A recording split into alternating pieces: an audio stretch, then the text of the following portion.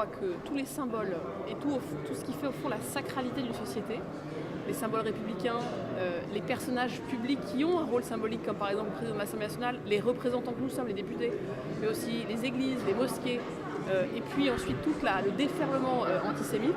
On le voit, c'est 74% d'actes antisémites de plus sur une année, c'est 540 actes en 2018, donc plus de 2 par jour quasiment, qui sont perpétrés contre des juifs parce qu'ils sont juifs. Ce climat montre plusieurs choses. D'abord qu'il y a une société en manque de repères. Les réseaux sociaux, on le voit, finalement alimentent une forme de confusion des genres. Si tout ce qui était sur les réseaux sociaux était mis sur les murs de nos villes, nous serions tous choqués. Mais comme c'est sur Internet, on se dit que c'est moins grave. Ce n'est pas moins grave. J'avoue que moi je suis extrêmement choqué et à côté de ces actes antisémites, on sent aussi un climat de violence qui monte sur... Il y a des actes homophobes qui également augmentent.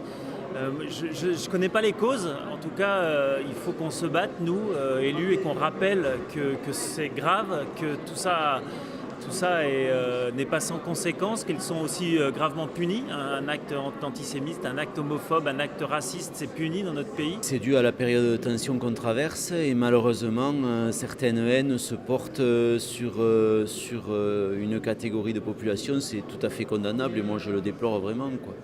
Et j'espère surtout que le focus médiatique très fort qu'on met là-dessus ne va pas avoir l'effet inverse de ce qu'on souhaite, c'est-à-dire l'apaisement et le vivre ensemble. Il faut absolument aujourd'hui qu'on retrouve la capacité à faire nation et à se tolérer les uns les autres. Ces actes antisémites sont odieux, mais à ma connaissance, que ce soit l'abject Pragamé qui est mairie du 13e ou le Juden qui est au Bagelstein, il n'est pas établi que ça ait un lien avec les protestations actuelles qui portent sur d'autres sujets. La grande majorité des gens qui protestent tous les samedis contre la vie chère, pour plus de justice fiscale, n'ont rien à voir avec l'abjection antisémite.